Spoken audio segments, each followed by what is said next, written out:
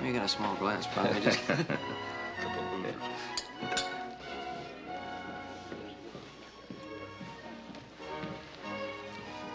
Oh, Senator. Oh, Mr. Cartwright. I wonder if we might have a few words together. Certainly, Mr. Endicott. I see no reason why we shouldn't. Oh, Mrs. Wright suggests that we use her study.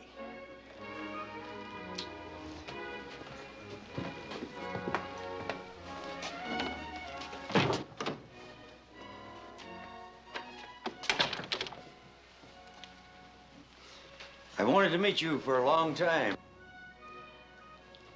A happy circumstance that we were both invited to be Mrs. Wright's guests in her home when you and your sons were in San Francisco. I have the distinct feeling that you might have arranged for those invitations. Yes, well, to business. You are aware that I own certain parcels of land in Nevada. Mr. Endicott, I'm aware that you own half of the northern part of the state of Nevada. I like Nevada, Mr. Cartwright. It's young, vital, growing. I want to help with that growth, which means taking an active part in the politics of the state. I want to ask your full and active support for an old friend of yours. For what office? Governor. And your candidate? John Faraday, your friend.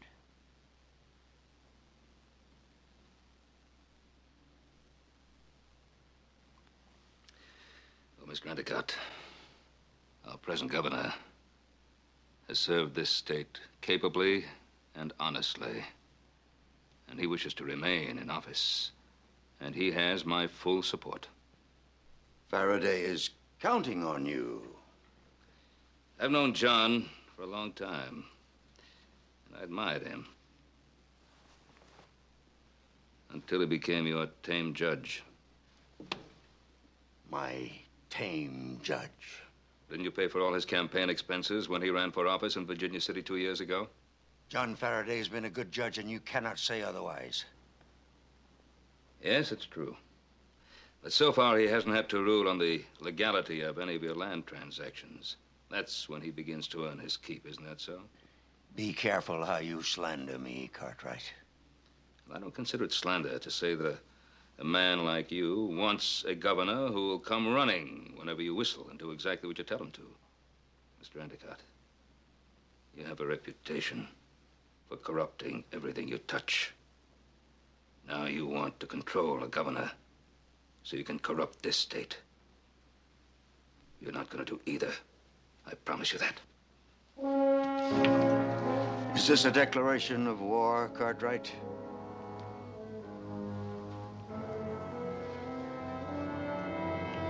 Unless you stay out of Nevada politics. Fighting me can be a very unhealthy pursuit. A number of men could confirm that, except that they are no longer with us.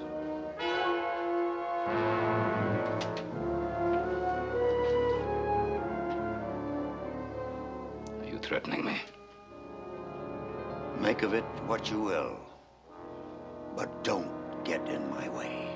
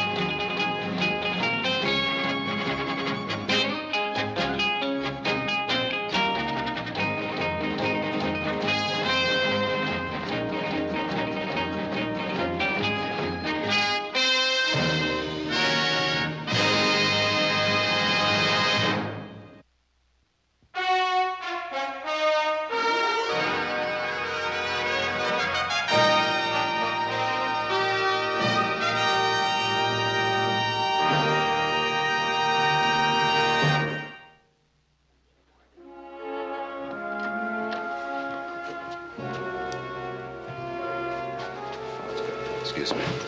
Ben. You've talked with Mr. Endicott. I thought you might have something to tell me. No, John, I haven't anything to tell you. Mr. Endicott possibly has. Judge Faraday, Yes, Mr. Endicott would like to talk to you. right away. I'll see you back in Virginia City. Good night, gentlemen. Judge? Paul, what was that all about, anyhow? Sam Endicott is increasing his investments in Nevada. Property or people? Both, Joseph. Both. I thought you said Ben Cartwright was a friend of yours. Well, he is a friend of mine. I thought he was. He will not support you. Did he say why? Ben Cartwright has ambitions of his own. He wants to sit in the governor's chair. But he's never held an elective or appointive office. He wants to be governor. He asked for my support. I turned him down. He's too arrogant, too self-seeking, not the right man at all. I've never thought of him in that way, but yes, sir. With Cartwright against you, it'll be a tougher race, but you'll win. On your way out, ask Mr. Broom to come in. Of course. Thank you, Mr. Endicott. If I do win, I'll do everything in my power to be the kind of governor... Never mind. Save the speeches for the campaign. Mr. Endicott wants to see you.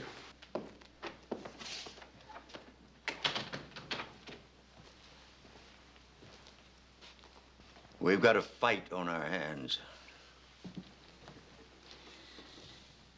Cartwright is tougher and better informed than I thought he could be.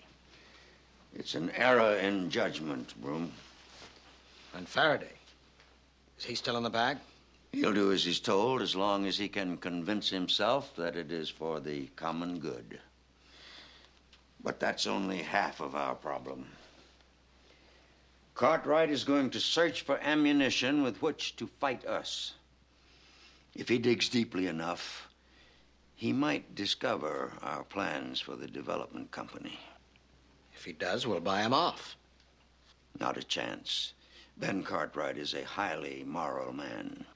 Well, that kind comes a little more expensive. We'll make him a partner.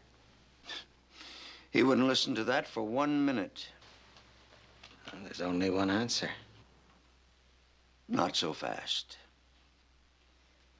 The nominating committee meets in Carson City in 20 days. Without Cartwright's support, Faraday couldn't be nominated for dog catcher. If Cartwright endorses Faraday... No contest. Faraday wins going away. But Ben Cartwright isn't going to change his mind. So we can't win without Cartwright's endorsement. That means we will get Cartwright's endorsement one way or the other. Dead or alive. As I said, there's only one answer. You will leave in the morning for Carson City. The hotel? Cattleman's Hotel. You rent the biggest suite. Hire whomever you need. You start this campaign with the biggest fanfarade possible. Done it many times before. Do you, have a man to take care of, I'll get one.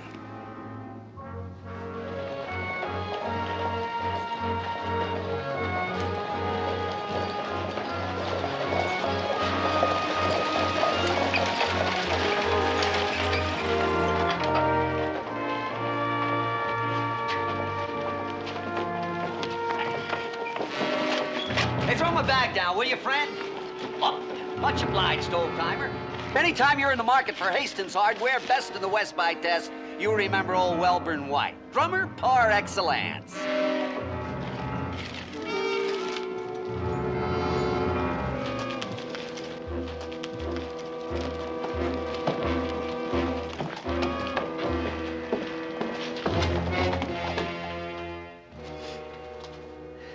I can read your unspoken thoughts, Mr. Broom. You're thinking that I don't look like somebody you'd hire to kill a man. You don't look like a man I'd hire to hold a horse. One of my greatest assets, sir. You just think about it for a minute and you'll see that I'm right. You know something? I never go anywhere without these catalogs. They're my passport. Take me anywhere I want to go, no questions asked. See, I sell hardware. That's my cover. The hardware I sell is very real. I'll sell you 1 2-penny nail, 40 horse collars, or 100 gross of axes.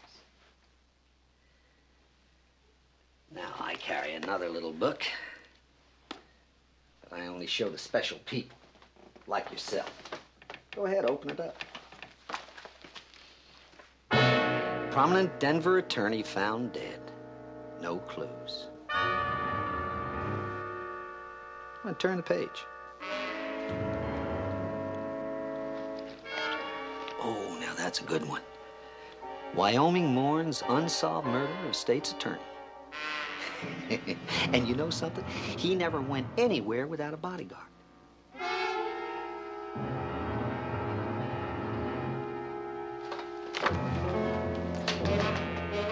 Here's your advance. That's $500. Well, now that's right as rain. Plus another $2,000 payment upon delivery, as you might call it. Time is of the essence. You mean hit quick and get out of the state fast? Quick, but not slipshod. The, customer is Ben Cartwright of the Ponderosa. You pick 'em big, mister. Not too big for you, Mr. White? No, sir. They all fall down when they're hit by a 44.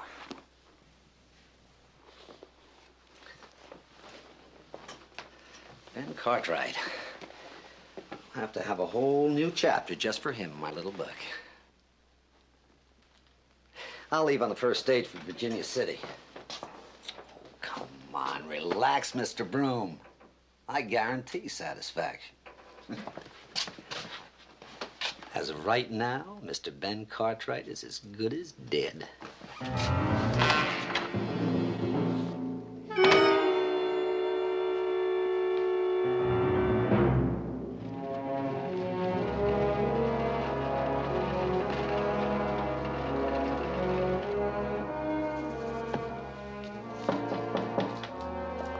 Come in. Spare a few moments? Of course. Court doesn't reconvene for another 10 minutes.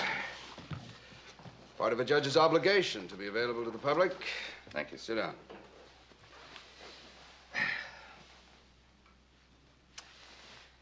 John, I'd like to discuss your candidacy. Yes, I thought that would be the subject of your visit. Well, Ben, would it help if I assured you that I did or said nothing to influence Mr. Endicott's choice of a candidate? I didn't come here to pass judgment on you. Well, then sir. why did you come, Ben? Certainly not to offer me your congratulations or your backing. No, wait. I don't blame you. If I were in your shoes, I'd probably feel the same way. You must have had your heart set on that nomination. And then to be turned down by the man who could help you most, well, believe me, I can understand your disappointment. Wait a minute, Judge. I don't resent your candidacy. It's your backing that concerns me. And I think it should concern you too, John. And let's get a couple of things straight. I never sought the nomination. But if I did, Endicott would be the last man in the world I'd ever turn to for help. Well, if that's your story, Ben, I won't argue. If you want to save face, that's your business. Only don't expect me to go along with it.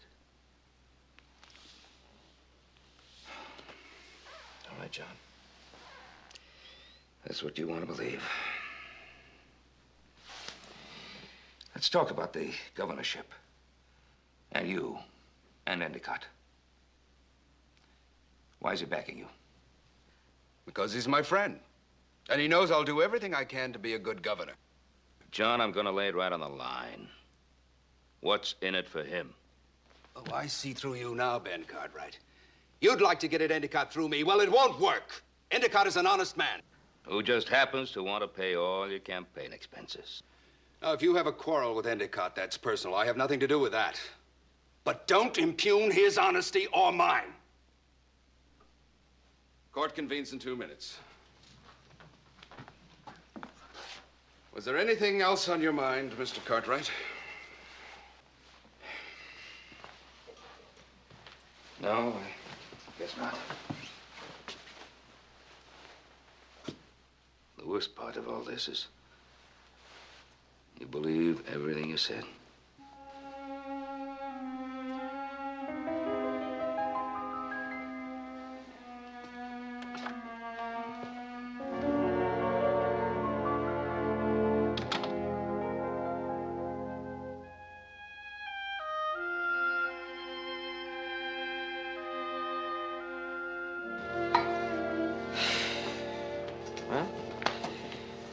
Plenty of people to listen to us. The problem is, what do we tell them? You tell them the truth. Endicott's trying to steal the state of Nevada. What do we say when they ask for proof? Why don't you just tell them what you think, Paul? I mean, people around here have been taking your word for things for a long time. You're a delegate to the convention. You get a chance to talk then. Oh, yes, I plan to do that. But as you said, Endicott's a smart man, and he'll be ready and waiting. He'll tell the convention just what he told Judge Faraday, that I'd try to get him to back me, and he turned me down. And then what? You just cinch the nomination of Judge Faraday, don't you? 2 weeks before the convention starts, huh? Well, I'll try to talk to as many delegates as I can. Hope that I can convince them. Kind of late for a caller, isn't it? Evening. Mr. Cartwright? Well, yeah, I'm one of them. What can I do for you? Well, my card, sir. Welburn White, Hastings Hardware. Satisfaction guaranteed. It's a hardware salesman, pal. Well, have the gentleman come in. Right this way, sir. Much obliged. Ah, you must be Mr. Ben Cartwright. That's right, I am. Welburn White, at your service, sir. You're a hardware salesman? Yes, Hastings. The best in the West by test. Well, I hope you didn't come out from town just to see us. Well, you're the last of 4 ranches in this area. Because if you had, you've made a trip for nothing. You see, we've been buying our hardware from a dealer in Virginia City for some years now, and, well, actually, there's no reason to change. Oh, well, that's the fortunes of war, as you might say. Hey, you stick around for a cup of coffee? Oh, much obliged, but I think I'll get back into town. You know, a city man like me gets mighty nervous at night out here in the wide open spaces. Well, it was good meeting all of you. You know, it's not very often you get a chance to meet somebody as important as Ben Cartwright. No sirree. Good night, sir. Good night there, young fella. Cheerful cuz, ain't he? Why shouldn't he be? He got nothing on his mind but hardware. Yes, that's all I had on my mind. Well, I better get some rest. I've got a lot of talking to do in the next couple of weeks. Good night, Paul. Good night.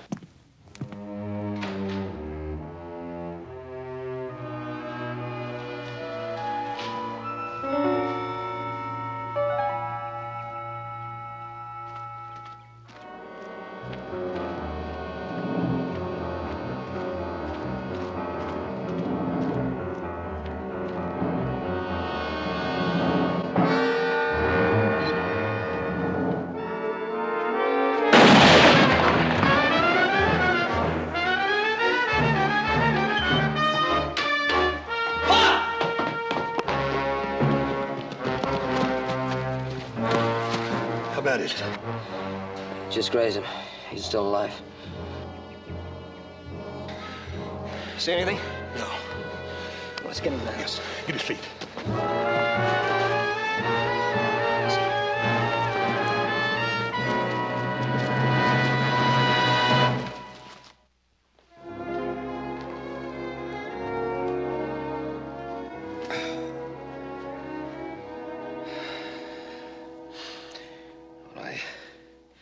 I think there are probably some men who might want to see me dead.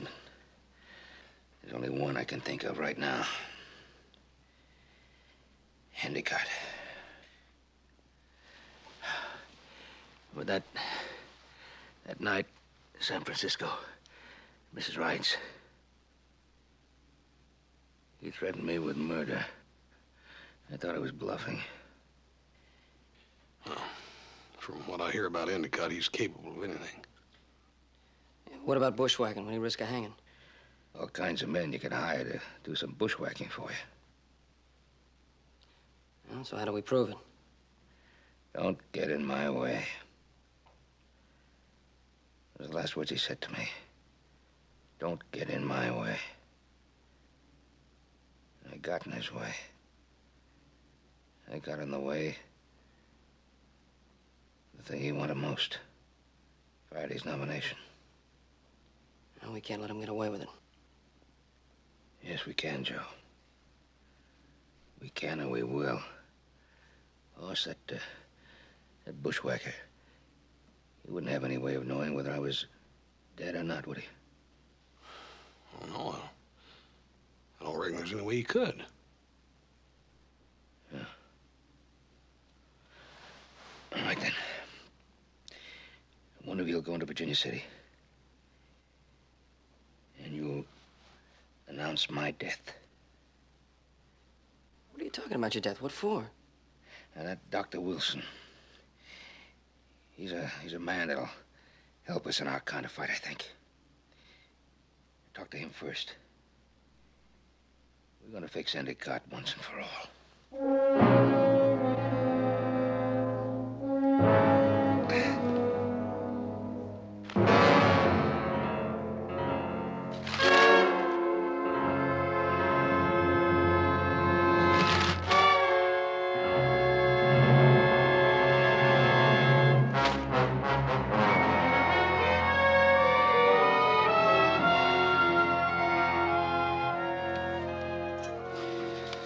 I just can't get used to reading my own obituaries.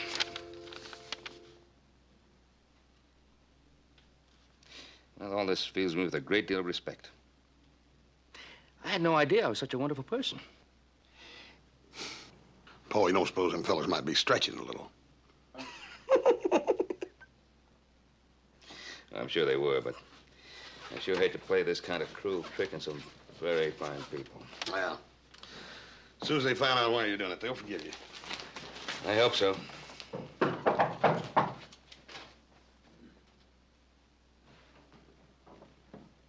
Me. Hey. It's just candy with no batch of mail. How is he? Oh, he's fine. He ate a bigger lunch than Hoss. It does more complaining than any corpse I ever been around. I wish you fellas would stop talking about me as if I weren't here. Sorry about that. There's a lot of excitement in town. They found the bushwhacker. They did? Coffee thinks so. It's a man named Briggs. Briggs? I don't know anyone named Briggs. Well, that figures. A hired gun Endicott brought in to kill you. He may be a hired gun, but he looks more like a saddle tramp. His horse had a nick in one of his shoes. Sheriff Coffey found hoof prints to match it near the barn. And there was a rifle cartridge there, too. Has he confessed? Not yet, but he had $200 in his pocket. He admits not having worked for 3 months, but he claims he won in a poker game. Well, it should be easy enough to prove if it's true. No, not so easy. It was a two-handed poker game in a hotel room. No witnesses, and the loser left town. Convenient. Sheriff Coffey's convinced he has the right man, so's the prosecutor. Trial starts tomorrow. Tomorrow? Sort of pushing things, ain't they? Well, Mr. Cartwright was a very important man. Town's in an ugly mood. They've got a rope and a gallows, and they're looking for somebody to hang. That sure changes things. Well, that convention starts in 5 days anyhow. There ain't no way they can finish that trial up by then. I wouldn't count on that.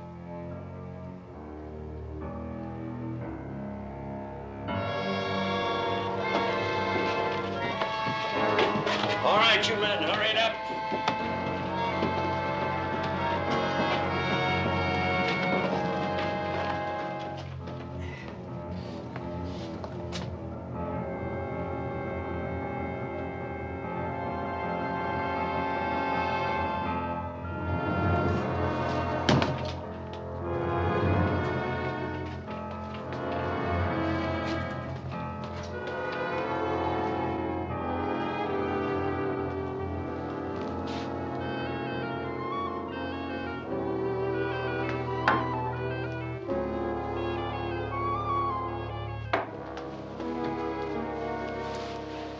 So sorry you have to leave.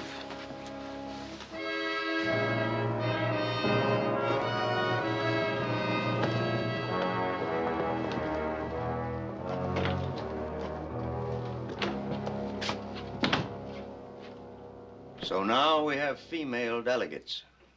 Some of the delegates have wives and sisters. Some of the men have lady friends. That happened to be one of mine.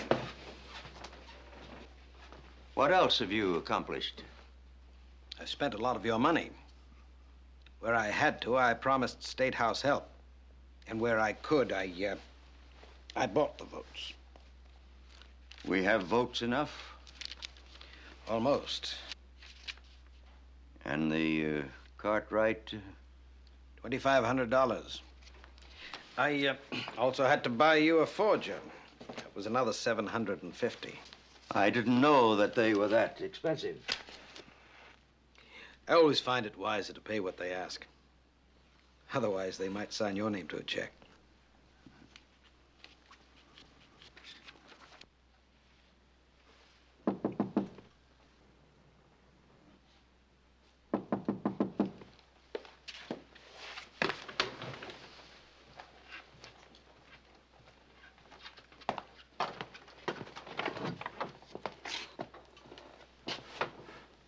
Aren't you going to invite me in, mister? What are you doing here? According to our agreement, you were supposed to get out of the state and stay out. That was until I found out who I was working for. You're working for me. Not unless your name is Samuel Carter Endicott. It's all right, Broom. Perhaps this gentleman would like to discuss matters further with me. Well, if you're Samuel Carter Endicott. I am. I'll handle this, Broom. You took a chance coming here. No moon tonight. I left my horse 3 streets down, came up the back stairway. Nobody saw me. Most commendable, Mr. White. Welburn White. I take it that we are indebted to you for all the evidence leading to the arrest of the cowhand Briggs. Oh, well, you take it right, mister. I stole his horse from the livery stable and used it right out to Ponderosa. And you know something? I played two-handed poker with him in my hotel room, and I lost $200 to him. A stroke of genius. And now you feel that you're entitled to more than the stipulated sum. I agree, Mr. White. Mr. Broom is inclined to watch the purse strings over carefully. How much more would you think is fair? 1,000? 2? Well, now, the way I look at it, mister, this ought to be worth, let's say 10,000 a year minimum. A year, did you say? Are you saying that you expect an annual honorarium? Well, a man as important as you have a lot of people on your payroll. But I don't imagine you got anybody with my, particular talent. Touché, Mr. White. I admire your business acumen. You, obviously have studied the pros and cons, weighed them carefully, and you have decided that I cannot afford to turn you down. Well, that's about the size of it, yes. So you have rightly come here, without anyone seeing you, to make sure that I make sure that you don't talk. And it would be churlish of me to disappoint you.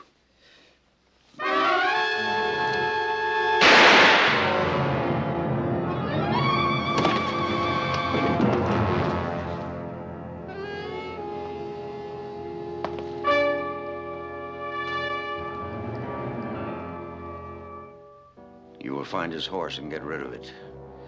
As to our friend there, he will fit very nicely into the steamer trunk, which you will ship to San Francisco and load aboard one of our vessels bound for the Orient.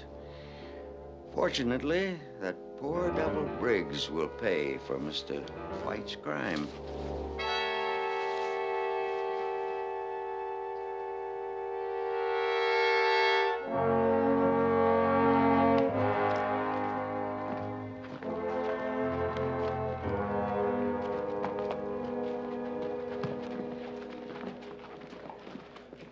I never seen a man convicted so quick on circumstantial evidence before. This town's in an ugly mood. You saw they were looking at the jury. If they'd have found him innocent, they probably would have tarred and feathered him. Or worse. Just can't imagine them hanging him so quick. Tomorrow, I've never seen it set so fast. Well, I'm no authority on hangings, but I don't know what else Judge Faraday could have done. If he'd have kept that man in jail any longer, they'd burn down the jail and him in it. And the convention starts tomorrow. Well, I'm gonna get back to the ranch and give Pa the news. Right. I'll see you later.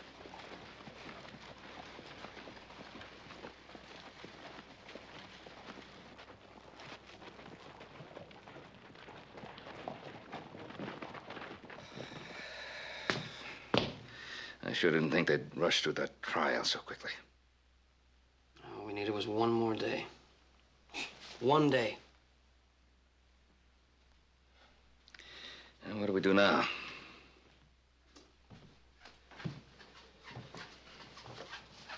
The governor. He could stop the hanging. Yeah. Yes, he would. I'd have to show myself to him. And Endicott would know. One whole day before I want him to. The only thing I've got going for me is the surprise of showing up at the right time.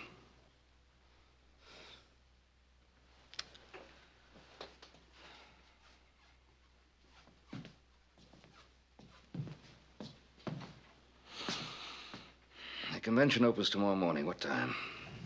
10 o'clock. What time's the hanging scheduled for? 10 in the morning.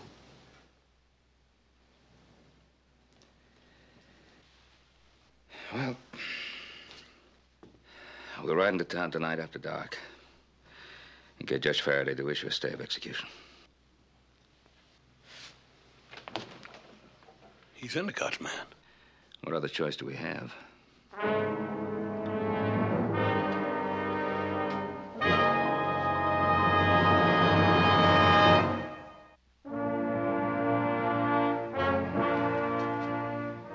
I thought you were a ghost when you walked in. I thank God you're alive. So do I. But the rest. Ben, your accusations are wild. Totally without foundation. Well, I'll say it again. Sam Endicott hired an assassin to kill me. All right. I believe there was an assassin. But I don't believe Sam Endicott hired him. Well, who else would want to see my pa dead? I think your father will admit he might have other enemies than Endicott. But who else would want me dead now, at this particular time, just before the convention?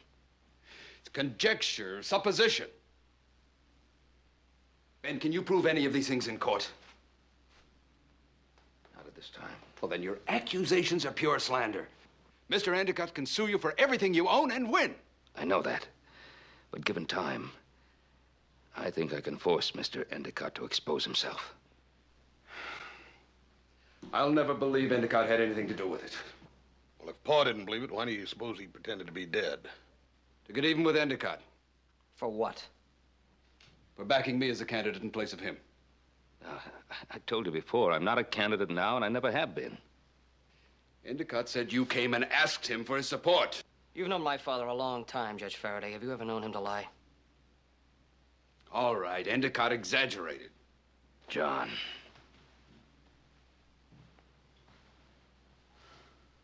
We've been friends. Haven't you wondered why I refused to back you? You made it quite clear you thought I'd be bad for the state. No. No, not you. Endicott. If you're elected, you'll be in his debt. And then one day he'll ask you for a small favor for one of his friends. Oh, nothing important, just a matter of executive prerogative. The next favor will be for him. Only it'll be bigger, and the one after that will be bigger again, and then you won't be able to stop him. Or stop yourself. Get out!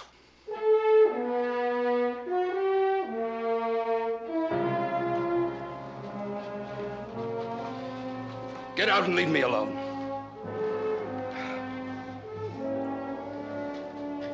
You're going to force me to show my hand now. Now, John, do you really think that I would use my own attempted murder in self-interest? Do you really believe that I could play this kind of trick on all my friends? If I'm wrong, if Sam Endicott is innocent, by tomorrow night I'll be the laughingstock of Nevada, and you'll be governor. But suppose I'm right. Just suppose I'm right. I came here tonight to show myself to you, to save Briggs from hanging. But if Endicott finds out about this, he'll announce to the world that I'm alive and guilty of the worst, the dirtiest political hoax ever pulled in this state. If you issue that stay of execution now, without giving any reasons, you'll give me time to prove to you, to everybody, that Endicott is everything I've said he is. If I'm wrong, you win. If I'm right, you lose. But you'll have done the state a great service.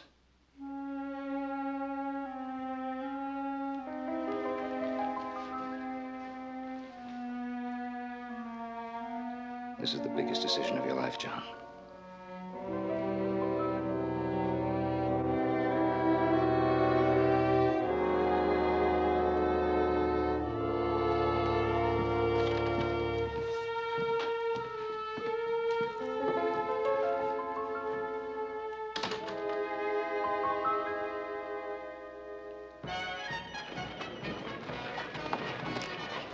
Gentlemen. Hey, Bob. Now, wait. Say hello to the wife for me. Oh, wait. Good to see you. Jack, good to see you again. Jack Van Buren, delegate from Tonopah. I used to work for him. According to him, Joe, it's all but over. The floor vote's going to be only a formality. Faraday. That's what the man says. That's what I heard. Well, maybe there's something you haven't heard, your name bearing the Cartwright. Endicott and Broom are talking to key delegates in the hotel, helping them make up their minds. Yeah, I heard that, too.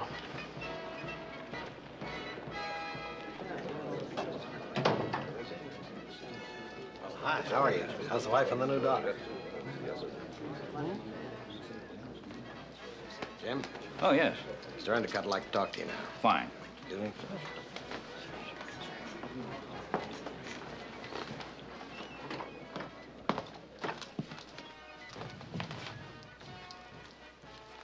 Jim Porter owns the Bar M Ranch. Wife named Mary, daughter Penelope. Oh, Mr. Porter. Jim, how's the wife? No, don't tell me. I'll remember. Mary. Well, it beats me how you do it. We only had an opportunity to say howdy, and that was 6, 7 months ago. Well, a man likes to remember his friends. Only yesterday, I was talking about you to our next governor, John Faraday. Oh, well, thank you. Yeah, he likes you very much. Now, what's your pleasure? Oh, whatever you have, just a short one.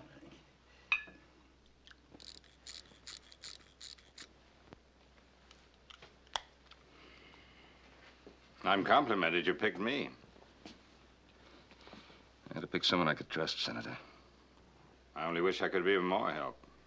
I believe everything you told me, but not all the delegates know you as well as I do. And I can't prove a word of it.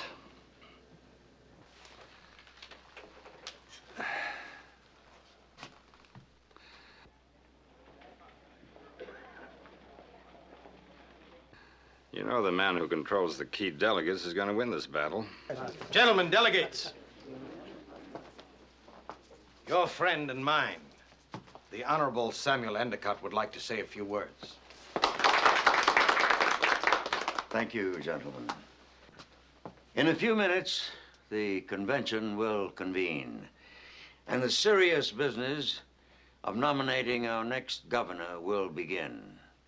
Before that happens, I want to read to you a very important letter from a very important man. The late Ben Cartwright was my friend.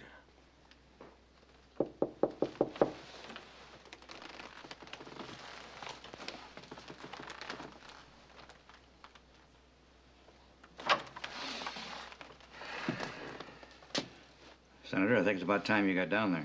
Thanks. Be right down.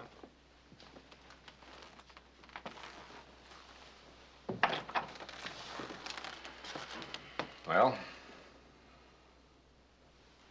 Good luck. I now speak for Ben Cartwright. I read to you from a letter that he wrote me the day before an assassin's bullet ended his life. I can think of no man better fitted to govern Nevada than our mutual friend, Judge John Faraday. Gentlemen, Ben Cartwright never wrote any such letter.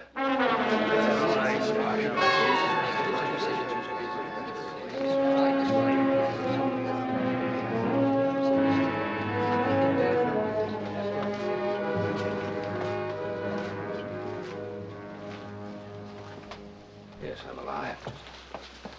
I'm very much alive, Mr. Endicott. I have never written a letter to Sam Endicott. I never put any recommendations on paper. I'm afraid Mr. Endicott has lied to you.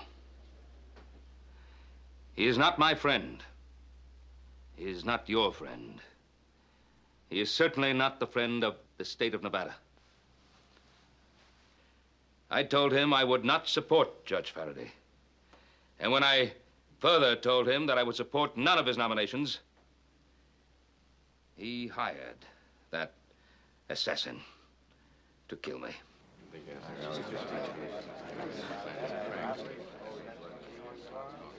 I'd like to see that letter. Of course.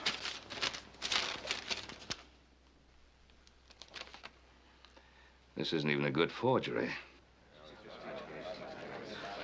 This is not my signature. Now, gentlemen, Ben Cartwright could or could not have hired the unfortunate man who was hanged at Virginia City this morning to play the role of assassin. But the blame for that poor wretch's death must be forever on the conscience of Ben Cartwright. A human sacrifice for political gain. Gentlemen, there was no hanging in Virginia City this morning. That man in jail is alive. And the stay of execution was ordered by Judge Faraday himself. And now, gentlemen, the moment of decision. On the one hand, a governor who has served us honorably and well, and who deserves our continued support. On the other hand, a puppet controlled by Mr. Endicott and Mr. Broom, two scoundrels who have corrupted everything they've ever touched, and who will stop at nothing, not even murder, to get what they want. The future course of our state, the future course of the state of Nevada will be decided today in this room. Now, gentlemen, you can let Endicott and Broom loot and destroy our state, or you can stop them in their tracks. Your vote is the only weapon you need.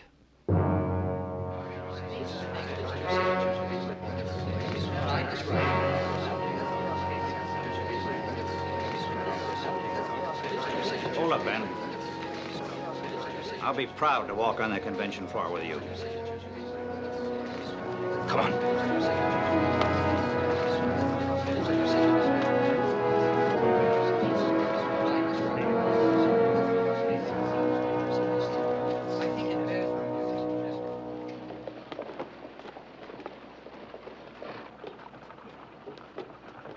Well, Ben, how does it feel to win on the first ballot? I'm glad the governor was renominated. Faraday sending that telegram withdrawing his name from the convention sure helped a lot. How do I feel? I'm glad it's all over. Faraday had a lot more integrity than I gave him credit for. Shame it took a man like Endicott to bring it out. Well, our friend Endicott's finally given up the ghost.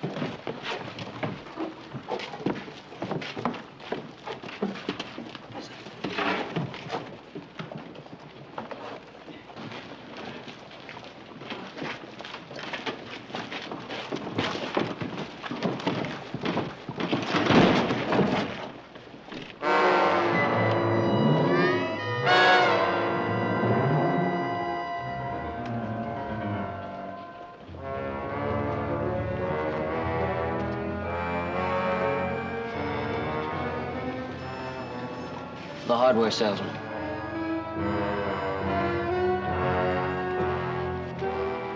Candy, get the sheriff.